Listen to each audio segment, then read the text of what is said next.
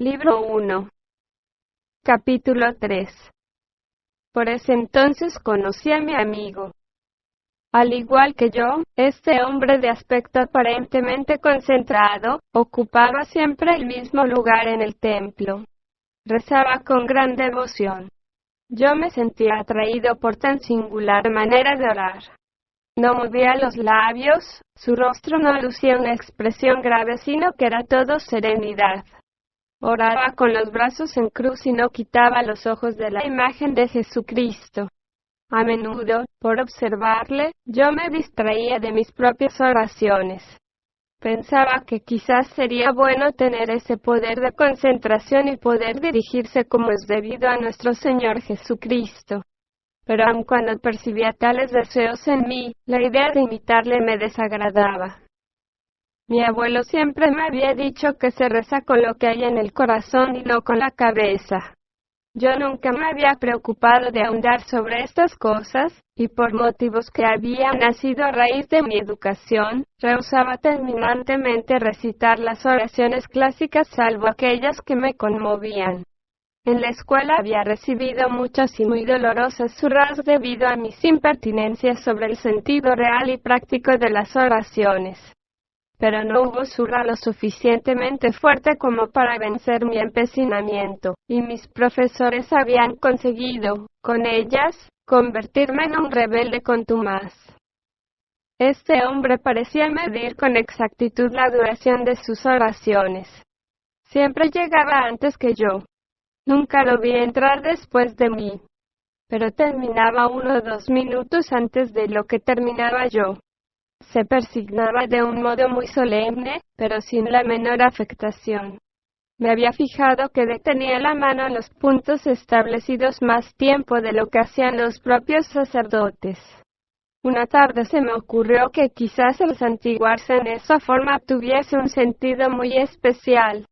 Este hombre tampoco mojaba los dedos en la pila del agua bendita. Se marchaba muy silenciosamente. Al cabo de algunos días, advirtiendo que yo le miraba hacer, comenzó a saludarme con una ligera inclinación de cabeza. Entonces fue cuando noté que había en su apariencia algo fuera de lo común.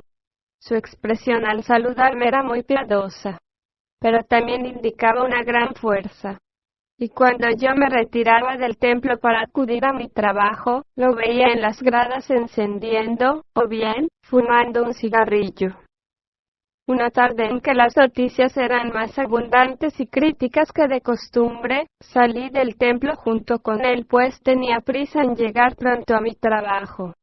Al llegar a la puerta chocamos. Mi cojera era un obstáculo, y a fin de dejarlo pasar primero, hice un brusco movimiento y dejé caer mi bastón al suelo.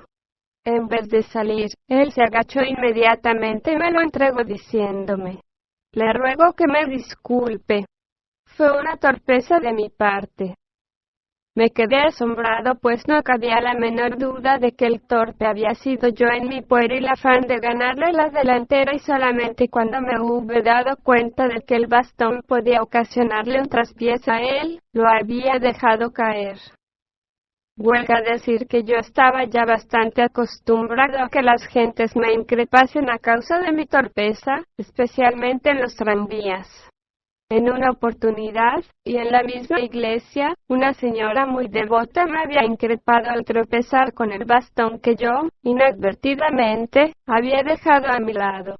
Y al pedirle disculpas por mi negligencia, ella me había dicho: «Por algo Dios le ha castigado en esa forma, desconsiderado». No dudé por un instante de que esta señora estaba en lo cierto, ya que yo había pecado tan gravemente contra Dios en la guerra, de modo que supuse que sus palabras eran una advertencia para que fuese más cuidadoso con el bastón que le había ocasionado una molestia a tan devota señora. También pensé que la advertencia incluía una admonición para que jamás concurriese al templo con muletas. La señora había apresurado a llegar al confesionario, donde había una larga fila de damas esperando turno. Cuando miré a aquella a quien tanto había perjudicado, me di cuenta de que también caía sobre mí la culpa de haberla hecho perder por lo menos 2 lugares en la fila, debido al tiempo que hubo de emplear en recordarme mis pecados y blasfemias. Estaba dando vueltas a su rosario con manos agitadas y nerviosas, y colegí que esta señora en realidad necesitaba confesarse a toda prisa. Relato este incidente porque se había ya enquistado en mí cierta resignación para recibir las imprecaciones de las buenas gentes a quienes mi bastón y cojera tanto molestaban. De manera que cuando este extraño hombre me pidió disculpas por algo de lo cual yo era el único culpable, no atiné a contestar nada. Tan sorprendido estaba ante semejante novedad. Recuerdo haber tratado de decir algo, pero no sé si pude modular las palabras. Él abrió la puerta estrecha muy cuidadosamente, se hizo a un lado y me invitó. Pase usted primero, por favor. Seguramente lleva prisa. Yo únicamente atiné a inclinar la cabeza en señal de gratitud. Solo al estar afuera pude reponerme parcialmente del asombro, y le dije: bien sabe usted que la culpa fue mía. Es usted muy amable. Muchas gracias. Es menester que acá destaque algo muy singular que sentí en ese momento. La deferencia que él había demostrado me produjo una irritación muy curiosa. Esperé que respondiese con el consabido: de ninguna manera. Aguardé con verdadero deseo que lo dijese, puesto que me habría desilusionado. ¿Qué razón había para que yo sintiese tan extraño deseo? Aún no me lo puedo explicar. Pero él no lo dijo, y entonces ocurrió otro hecho insólito. Sentí una viva alegría ante su leve y silente inclinación de cabeza. Y para mis adentros comenté: menos mal que este no es un baboso. Tras su venia, se alejó de mí. Yo comencé a bajar las gradas del templo con aquella torpeza típica de los cojos que solo pueden descender un escalón a la vez. Y ese día el descenso fue espantosamente lento para mí. Sentía a mi espalda la sensación de que él me estaba observando y que me compadecía. Por lo general, la compasión que algunos expresaban ante mi cojera tenía un sabor a hipocresía y me irritaba muchísimo. La calificaba de falsa piedad, de una fórmula banal como cualquier otra. Una vez más hube de cambiar mi modo de pensar acerca de este hombre. Mi juicio había sido muy impulsivo. Cuando llegué a la vereda, miré hacia atrás y lo vi alejarse en dirección contraria a la mía, como si no hubiese ocurrido nada. No volví a recordar este incidente hasta el otro día, cuando hube llegado al templo. Por ciertos arreglos que se estaban haciendo en el interior, los bancos que él y yo usábamos para orar no estaban en la posición acostumbrada. Este hombre había ocupado el extremo del único banco desde el cual se podía mirar directamente hacia el altar. Y ese extremo estaba pegado a un grueso pilar. Me acomodé en el mismo banco, pero un poco alejado de él, y tuve la precaución de colocar mi bastón tras de mí, en el asiento. Cuando él hubo terminado sus oraciones, se sentó. Yo no me di cuenta de este hecho sino cuando a mi vez hube terminado y me preparaba para retirarme. El hombre había esperado pacientemente, pues, para salir, hubiese debido interrumpirme a mí. Semejante delicadeza me conmovió, tanto más cuanto que yo ya me había percatado de su costumbre de abandonar el templo en cuanto terminaba sus oraciones. Le miré, le sonreí y le dije: muchas gracias, señor. Hizo nuevamente una venia con la cabeza, se puso de pie y esperó a que yo acomodase la postura de mi pierna y recogiese el bastón. Traté de hacerlo lo más rápidamente posible a fin de corresponder a su delicadeza, y a raíz de un movimiento brusco sentí un dolor tan agudo que, sin darme cuenta de lo que hacía, exclamé: ¡mierda! Tenía yo ya el bastón en mi mano derecha. Lo dejé caer para apoyarme en el respaldar de la banca y con la mano izquierda pude tocar la parte dolorida de mi pierna.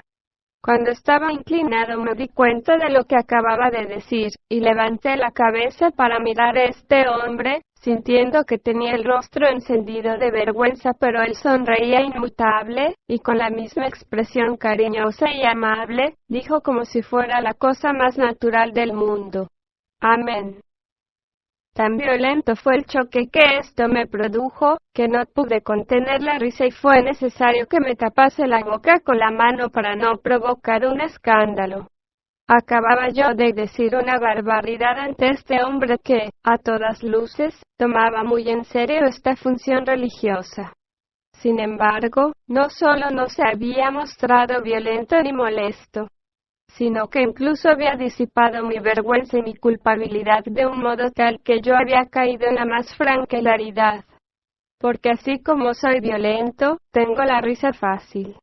Lo uno va con lo otro. Hice un esfuerzo y me repuse hasta donde pude. Tomé el bastón y comencé a salir con mi acostumbrada torpeza. Este hombre ni siquiera hizo un ademán para ayudarme, y por ello me sentí agradecido. Su aumento era una concesión notable a mi debilidad. Cuando estuvimos afuera, sin embargo, me consideré obligado a darle una explicación, de modo que lo detuve y le dije: Señor, le ruego perdonarme. Créame que ha sido una exclamación involuntaria. El dolor fue muy agudo. Comprendo, me dijo él. Esos dolores son verdaderamente agudos. Dadas las circunstancias, su exclamación es natural. No tiene por qué disculparse ante mí. Confieso que pasó mucho tiempo antes de que entendiese su frase. Aún ahora me parece inexplicable.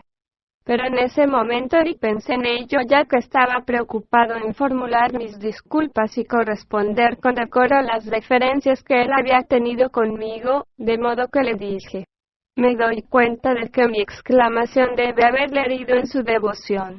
Ha sido usted demasiado deferente conmigo y no quisiera producirle un desagrado. Al fin y al cabo, mi devoción no es igual a la suya. Yo no vengo al templo a adorar ni a pedir perdón por mis pecados porque sé que no tienen perdón y que, además, no lo merezco. Vengo a pedir ayuda para menesteres muy poco espirituales. Como podrá usted ver, sumo un pecado a otro, y todo por un dolor en la pierna. Fue en esta oportunidad en que me endilgó su primera paradoja. Hablando muy intencionada y pausadamente, dijo: Lo mismo que el bien y la virtud, el pecado y el mal solo pueden darse en la vigilia. Quien duerme, duerme. Para el dormido no hay pecado, como no hay bien ni hay virtud, hay solamente sueño. Lo miré expresando cierta sospecha de hallarme frente a un loco, pero su mirada era tan limpia, estaba tan fija en mis ojos, sin por ello ser impertinente, que vacilé antes de completar mi juicio. No dije nada. Él continuó: En realidad, nadie peca deliberadamente. Nadie puede hacer el mal deliberadamente. En el sueño las cosas son como son y de la única manera en que pueden ser. Cuando se está dormido, no se tiene control ni dominio sobre lo que ocurre en los sueños. Confieso que no puedo entenderle, dije. Es solamente natural que así sea. Olvide este incidente que no tiene mayor importancia. Pero mucho me temo que le haya herido a usted con esa expresión totalmente involuntaria. No, no me ha herido usted en forma alguna. Se ha herido a sí mismo. La inmensa mayoría de los hombres se hieren a sí mismos en esa forma, justamente porque casi todo cuanto piensan, sienten y hacen es involuntario. Me agradaría poder comprenderle. Lo que me dice es muy confuso y lamento que mis preocupaciones no me permitan reflexionar sobre el sentido de sus palabras. Aun en el sueño el hombre tiene cierto poder de elección, muy limitado por cierto, pero lo tiene. De todos modos, cuando lo ejercita, este poder aumenta. Si su interés en comprender es sincero y profundo, no le será difícil darse cuenta de que el hombre dormido puede elegir entre despertar y seguir durmiendo. No estaba yo interesado en acertijos de esta especie. Sin embargo, me atrajo la manera de hablar de este hombre. Pero tenía prisa en llegar a mi oficina para ver si se había cumplido o no mi último pronóstico. Además, la crisis general en Europa nos traía a todos muy atareados, de modo que mi ánimo no estaba predispuesto a meditar en las cosas que acababa de oír. Para no pecar de grosero, le dije: seguramente lo que usted dice es muy cierto. Al menos, en mi caso así lo es. Me siento aliviado de no haberle ofendido en sus sentimientos religiosos. Trataré de ser más cuidadoso en el futuro. Ahora le ruego me disculpe, pues debo ir a mi trabajo. Estaba a punto de decirle el acostumbrado hasta luego, cuando él me interrumpió. No tengo rumbo fijo, de modo que si me lo permite le acompañaré. Yo siempre había evitado la compañía de amigos y conocidos, sabiendo que mi cojera les producía impaciencia en vista de que yo debía poco menos que arrastrar la pierna herida. Y estaba a pronto de decirle que no, que tenía mucha prisa, cuando advertí lo incongruente de mi disculpa. No podía, en forma alguna, hablar yo de andar a prisa. No sabiendo qué hacer, solo atiné a decirle: con el mayor gusto. Pero interiormente hervía de rabia. Este hombre se imponía sobre mi voluntad de una manera tan suave, y a la vez tan resuelta, que no pude ocultar mi irritación y comencé a moverme en silencio. Cada uno de sus gestos fue, sin embargo, considerado. Mientras yo bajaba dificultosamente los escalones del templo hacia la vereda, él me dijo que se adelantaría a comprar cigarrillos. Cuando nuevamente estuvimos juntos, jugó con el paquete y al llegar a la esquina no tuvo aquel piadoso gesto, que tanto me irritaba en los demás, de ayudarme a cruzar hacia la vereda opuesta. Caminaba a mi lado muy naturalmente, como si mi andar fuese el de un hombre normal. No obstante, me parece que él captó mi irritación interior, pues me dijo: los dolores como el que usted sufre son lo que usted expresó en la iglesia. Y me agradaría que lo arrojase fuera de sí. Esto únicamente aumentó mi irritación. Estuve a punto de decirle que la compasión me era enfermante y que, de todos modos, a él mal podía en verdad importarle si yo estaba o no sufriendo un dolor. Pero algo me contuvo, y guardé silencio. Caminábamos a mi paso, muy lentamente. Durante un trecho, ambos guardamos silencio.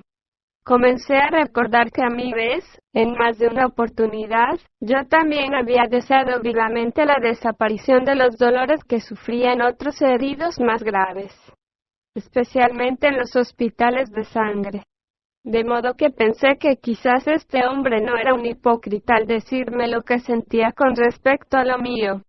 Comencé a sentirme más tranquilo y a la vez cobré más confianza hacia él. Me ofreció un cigarrillo y al observar mi ademán de buscar fósforos en el bolsillo, con el bastón colgado al brazo, me dejó hacer. Sentí simpatía por él, y decidí confiarle mi bochornoso secreto. Espero no ofenderle con lo que le voy a decir, pero la realidad es que acudo a la iglesia a ver si ayudándome con las oraciones obtengo un poco más de entendimiento con que desempeñarme mejor en mi empleo. Espero así ganarme un aumento de sueldo. Lo necesito y trabajo horas extras para poder costear la operación de mi pierna y quedar sano. Pero no piense usted que yo espero que me ocurra un milagro. Pido, además, otras cosas que quizás sean demasiado mezquinas. Comprendo, me dijo. Espero poder juntar la suma necesaria dentro de poco. Cuando pueda caminar bien podré trabajar mejor y hacerme de una carrera y de un nombre. Por lo visto tiene usted un propósito bastante preciso.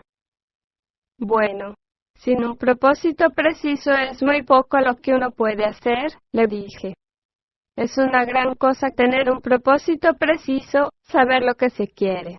Es mucho más importante de lo que los más imaginan.